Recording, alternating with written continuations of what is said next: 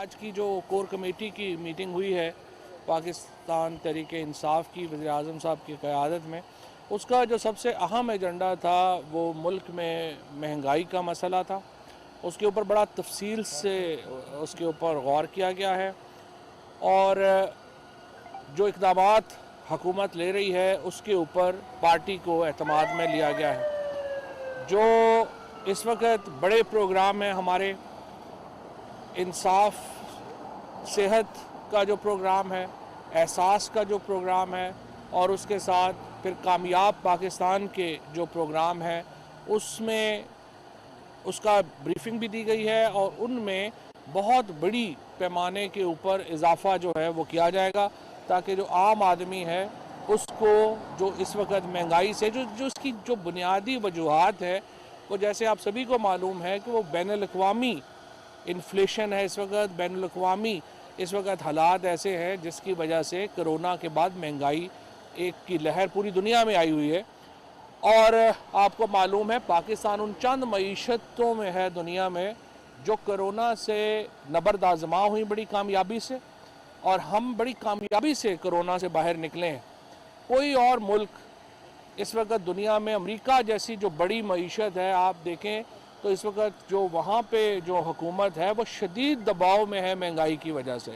बरतानिया की हुकूमत शदीद दबाव में है महंगाई की वजह से। इसी तरह से यूरोपीय यूनियन की हुकूमतें, हिंदुस्तान की हुकूमत, इसके साथ बांग्लादेश, हर जगह महंगाई ने अपने पंजे गाड़े हुए हैं। और उसकी वजह यह है कि जो कोरोना की वजह से एक जो दुनिया को एक झटका लगा है, अभी उससे बाहर आ रहे हैं और उसमें वक्त लगेगा, लेकिन इसके बावजूद कि इतनी बड़ी चैलेंज जो है वो पाकिस्तान ने अपनी कमज़ोर मईशत के बावजूद हमने उसका मुकाबला किया। दुनिया में और कितनी मईशतें हैं जो 5% के ऊपर ग्रो कर रही हैं, तरक्की कर रही हैं, जिस तरह पाकिस्तान ग्रो कर रहा है। दुनिया में तो इस वक्त जो ग्रोथ है वो सारी नेगेटिव है, पाकिस्तान में तरक्की की शरह जो है वो बढ़ी है। इसी तरह से 1100 अरब रुपया ज़रूरी मईशत में गया है, कंस्ट्रक्शन इंडस्ट्री में 600 अरब रुपया जो है वो लगा है, जिससे आम मजदूर की आमदनी में इजाफा हुआ है, मिस्त्री की आमदन में इजाफा हुआ है, प्लम्बर की आमदन में इजाफा हुआ है, दुकानदार की आमदन में इजाफा हुआ है। अगर आप गांव में उठा करके देखें, आज आप अखबार में आदाद शुमार देखेंगे, आप देखेंगे कि किस कदर ज़्यादा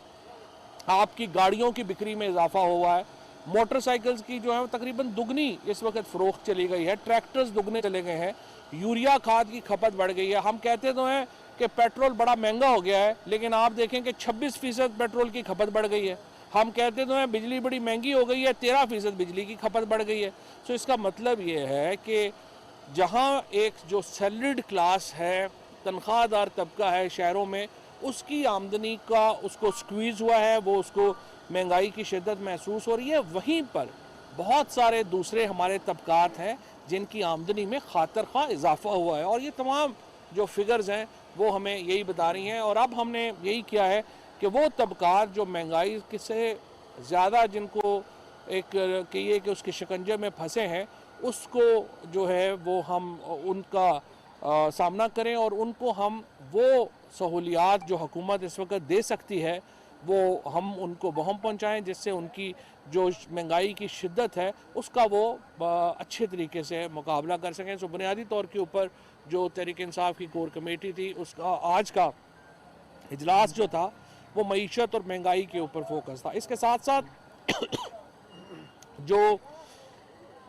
साथ जो लोकल गवर्नमेंट इलेक्शंस हैं, ख़ुसूसन खैबर पख्तूनख्वा में, उनके ऊपर बहस रही। और ये जो अभी फ़ैसला आया है हाई कोर्ट का, जिसके नतीजे में एक वहाँ पर सूरत हाल पैदा हुई है कि अब वो कह रहे हैं कि जमाती इलेक्शन कराएं। कानून कहता है कि जो यूनियन कौंसिल की सतह के इलेक्शन हैं वो गैर जमाती होने हैं। उसके ऊपर खैबर पख्तूनख्वा की हुकूमत ने अदालत को पटिशन की है और हम अपील करते हैं सुप्रीम कोर्ट से कि वो फ़ैसला जल्द करे ताकि इसके ऊपर हम आगे बढ़ सकें। तीसरी इम्पॉर्टेंट बात जो आज की कोर कमेटी ने वज़ीर आज़म साहब का जो इक़दाम था सुप्रीम कोर्ट में पेश होने का, एक बहुत ही मुख्तसर नोटिस के ऊपर उसकी पजीराई की है और उसका खैर मकदम किया है। इससे पहले आपको याद है जब नवाज शरीफ साहब को सुप्रीम कोर्ट ने तलब किया था तो वो पूरा जत्था लेके सुप्रीम कोर्ट के ऊपर चले गए थे और सुप्रीम कोर्ट के ऊपर हमला कर दिया था। लेकिन ये सिर्फ इमरान खान है कि जो सिर्फ आधे घंटे के नोटिस के ऊपर सुप्रीम कोर्ट में पहुँचे और सुप्रीम कोर्ट की जो भी तवक्कुआत थी उनके मुताबिक जो है उन्होंने जवाब दिया। और इससे ये एहसास होता है कि कितना तहरीक इंसाफ जो है वो एक अदालतों को अहमियत देती है और हम जो आइन का एहतराम करने को लाजम समझते हैं।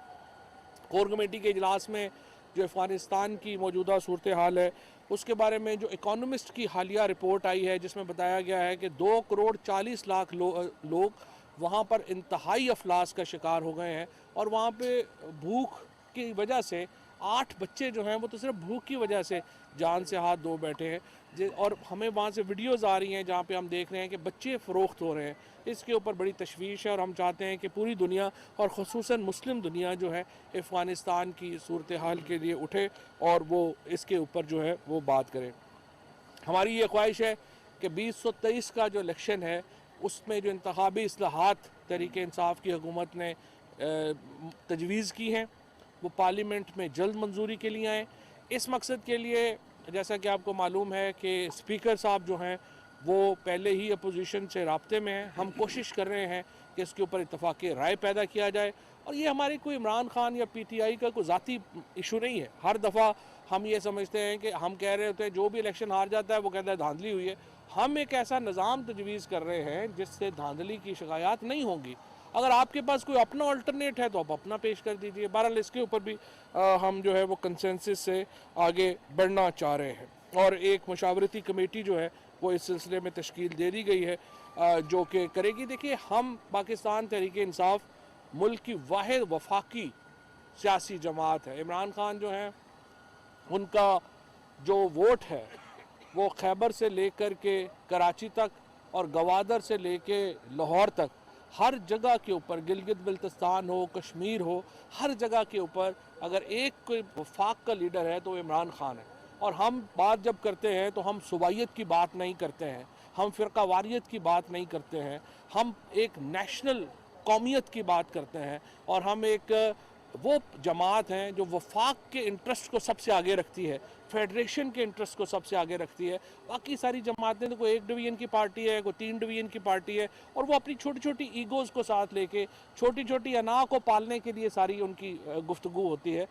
इमरान खान और PTI वो इस वक्त पाकिस्तान की वो सियासी कुव्वत है जो सिर्फ फेडरेशन और पाकिस्तान की बका के लिए आगे बढ़ेगी और इंशाल्लाह ये जो इंतखाबी इस्लाहात का मामला है इसको भी हम इंशाल्लाह आगे लेकर चले। सर इत्तेहादियों के हवाले से बताइएगा कि ये मशावरती अमल है फौज साहब, ये किसके प्राइम मिनिस्टर साहब करेंगे लीड इसको? ये आपने बताया कमेटी बना दी है, मशावरत प्राइम मिनिस्टर साहब करेंगे अपोजिशन के साथ या कोई और करेगा? और कमेटी में कौन कौन लोग हैं? नहीं वो तो जिस तरह से मैंने आपको बताया कि कमेटी में जो जिम्मेदारी है फ़िलहाल वो स्पीकर साहब के पास है। स्पीकर साहब को पहले भी वज़ीर-ए-आज़म साहब ने जब असम्बली में तकरीर की थी, ये तो चूँकि पार्लिमान है ना, तो पार्लिमान की जो भी मशावरत है वो स्पीकर ऑफिस ही बेहतर है जिसको इस्लामाबाद में मुलाकातें हो रही हैं, मौलाना फजल रहमान एक बार फिर एक्टिव नज़र आ रहे हैं, PDM में जा रही है, पीपल्स पार्टी भी इस तरह का इम्कान नज़र आ रहा है। क्या समझते हैं कि PDM कुछ करने जा रही है? देखें बात यह है कि ये सारा पहले ही भानमती का कुनबा है, जिस तरह मैंने पहले भी अर्ज़ किया था। अपोजिशन का कौन सा, ना इनके पास कोई लीडर है, ना इनके पास बिलावल भुट्टो साहब जो हैं बड़ी माजरत से उनको तो लड़काना की गलियों का भी नहीं पता, उनको क्या पता कि पाकिस्तान की सियासत क्या है। फजलुर रहमान साहब जो हैं वो तो पहले सारी जत्था लेके इस्लामाबाद के ऊपर चढ़ आए थे। अब ये सारी जो अपोजिशन है थके हुए पहलवानों पे मुश्तमिल है, ये एक दूसरे का सहारा लेके खड़े होने की कोशिश कर रहे हैं। इनको कोई ताकत की गोलियाँ चाहिए, वो मुयस्सर नहीं है, इसलिए आप देखते हैं खड़े होते हैं गिर जाते हैं, फिर कोई खड़ा होता है फिर कोई गिर जाता है। लिहाजा ये एक दूसरे के कंधे के ऊपर हाथ रख के चलने की कोशिश कर रहे हैं। लेकिन आप देखेंगे कि इस तरह से जब पाँव अपने ना हो, जब टांगें अपनी ना हो, जब ताकत अपनी ना हो, तो कौन कहाँ तक चल सकता है। इत्तेहादी जमातों के साथ इश्यूज चल रहे हैं आपके, बिलखसूस काफ लीग को पंजाब में मसाइल हैं, उनको वफाक से नहीं है, तो वो दूर हो गए हैं? देखें सियासी मसाइल तो तरीके इंसाफ में जो हैं वो बड़े होंगे, MNAs के, हमारे MPs की शिकायतें होंगी।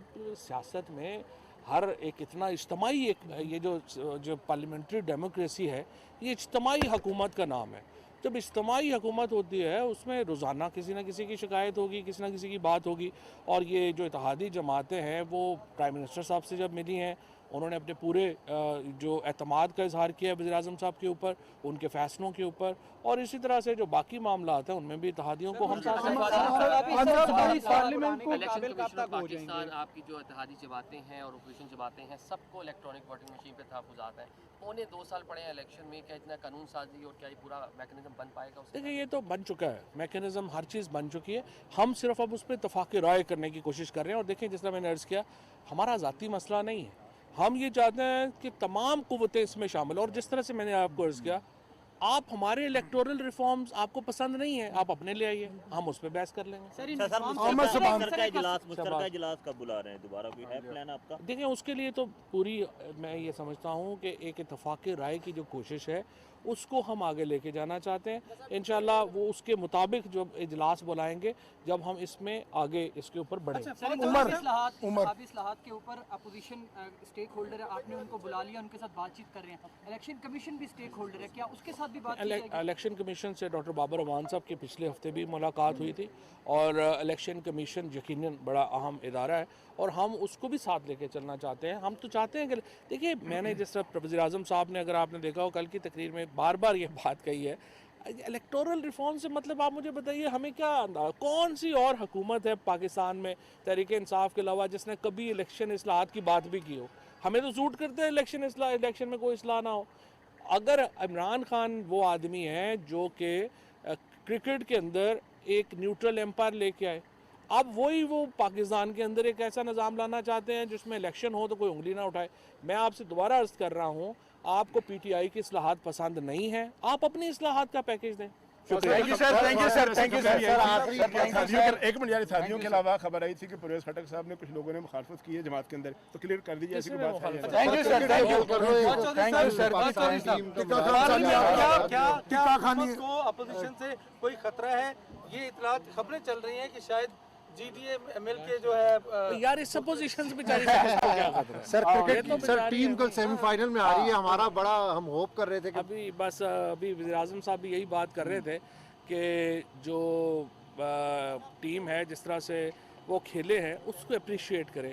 बाकी कभी किसी का अच्छा दिन होता है, कभी किसी का बुरा दिन होता है, तो कोई बात नहीं है, हमें अपनी पूरी हमारी टीम के ऊपर फ़ख्र है और पूरी कौम जो है वो पाकिस्तान क्रिकेट टीम के पीछे खड़ी है। Thank you sir.